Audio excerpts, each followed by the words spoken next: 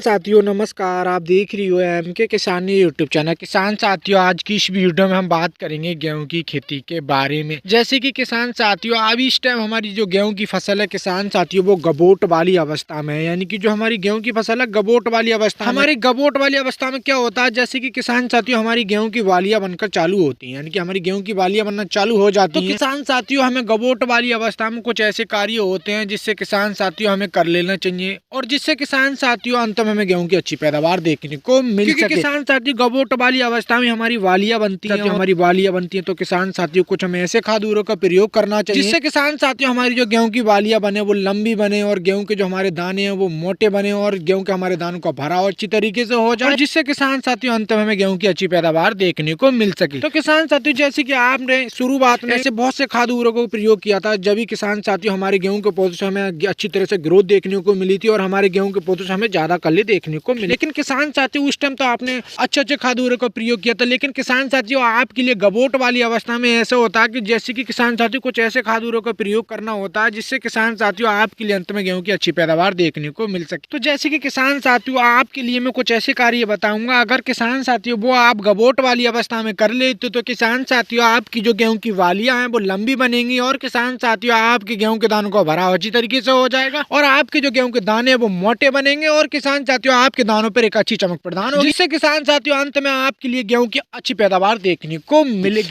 तो किसान साथियों, जैसे कि आपकी गेहूं की गबोट वाली अवस्था में किसान साथियों आपको सबसे पहले लेना है NPK 05234। NPK 05234 लेना है, और किसान साथियों एक आती है हमारी बोरेन। बोरेन किसान साथियों जो आती है हमारी 20% मात्रा वाली है। अगर किसान साथियों 20% मात्रा वाली हमें प्रयोग करना है। और किसान साथियों जैसे कि आपने जिंक सल्फेट का अगर शुरुआत में प्रयोग नहीं किया तो किसान साथियों आप इस टाइम प्रयोग कर सकते हैं। जैसे कि किसान साथियों आपने दूसरे पानी पे जिंक सल्फेट का प्रयोग किया है, यानी कि एस्प्रे के रूप में प्रयास, तो किसान साथियों इस टाइम हम प्रयोग नहीं करेंगे, क्योंकि किसान साथियों हम जिंक सल्फेट का पहले प्रयोग कर सके हैं। तो जैसे कि किसान साथियों जिंक सल्फेट आपने उस टाइम प्रयोग नहीं किया तो किसान साथियों इस टाइम हम जिंक सल्फेट का प्रयोग कर सकते हैं, यानी कि जो हमारी जिंक सल्फेट होगी वो किसान साथियों 33% वाली होनी चाहिए। अब बात करते हैं किसान साथियों हम चौथे खाद उर्वरक के बारे में। जैसे कि किसान साथियों हमें सागरिका का भी प्रयोग करना चाहिए। जब किसान साथियों हमारी गबोट वाली अवस्था हो तो किसान साथियों हमें सागरिका का भी प्रयोग करना चाहिए। किसान साथियों सागरिका का कौन से प्रयोग करना है, जैसे कि किसान साथियों यहाँ पर हम बात करेंगे लिपिड वाली की। जो किसान साथियों हमारी सागरिका लिपिड में आती है किसान साथियों उसका हमें प्रयोग करना है। तो किसान साथियों जैसे कि अब इनकी मात्रा की बात की जाए, यानी कि डोज के बारे में बात की जाए, तो किसान साथियों जो हमने NPK 05234 लिए किसान साथियों 1 किलो प्रति एकड़ के हिसाब से ले लेते हैं,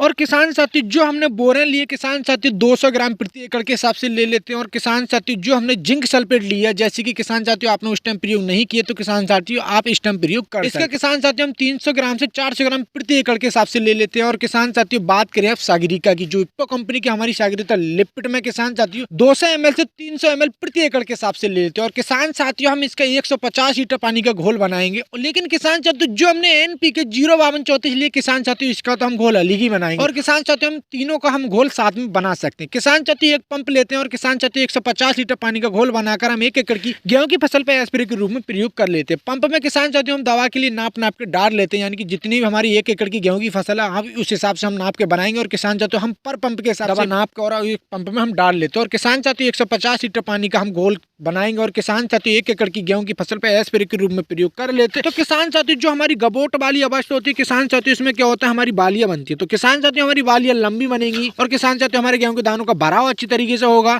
और किसान साथियों हमारे दानों पर एक अच्छी चमक प्रदान होगी, और जिससे किसान साथियों गेहूं की अच्छी पैदावार देखने को मिलेगी। जब किसान साथियों हमें गेहूं की अच्छी पैदावार देखने को मिलेगी तो किसान साथियों अंत में हमें अच्छा मुनाफा भी होगा। तो किसान साथियों जैसे कि आपकी गेहूं की फसल गबोट वाली अवस्था में तो किसान साथियों आप इन खाद उर्वरक का प्रयोग कर लेते तो किसान साथियों आपके लिए अंत में गेहूं की अच्छी पैदावार लेने से कोई भी नहीं रोक सकता। यानी कि आपके जो पड़ोसी वाले खेत में किसान साथियों आपके लिए अंत में कोई भी ऐसा पड़ोसी आपके लिए अंत में नहीं रोक सकता जिससे आपके लिए अंत में गेहूं की अच्छी पैदावार नहीं मिल सकती। तो किसान साथियों आपकी जब गेहूं की फसल गबोट वाली अवस्था में हो तो किसान साथियों आपके लिए कार्य कर लेना चाहिए, जिससे किसान साथियों आपके लिए अंत में गेहूं की अच्छी पैदावार देखने को मिल सकती है। तो किसान साथियों ये जानकारी आपके लिए कैसी लगी, मैं आपसे उम्मीद करता हूँ ये जानकारी आपके लिए बहुत ही ज्यादा पसंद आई होगी। तो मेरी वीडियो के लिए लाइक करना हो, ज्यादा से ज्यादा शेयर करना हो। जो मेरे यूट्यूब चैनल पर नए हैं वो मेरे यूट्यूब चैनल सब्सक्राइब करना है, पास में बेल की घंटी को भी दबा दें, यहाँ से आने वाली हर वीडियो की नोटिफिकेशन आपके लिए पहले से पहले। किसान साथियों आगे मिलती है एक नई वीडियो में। नमस्कार किसान साथियों।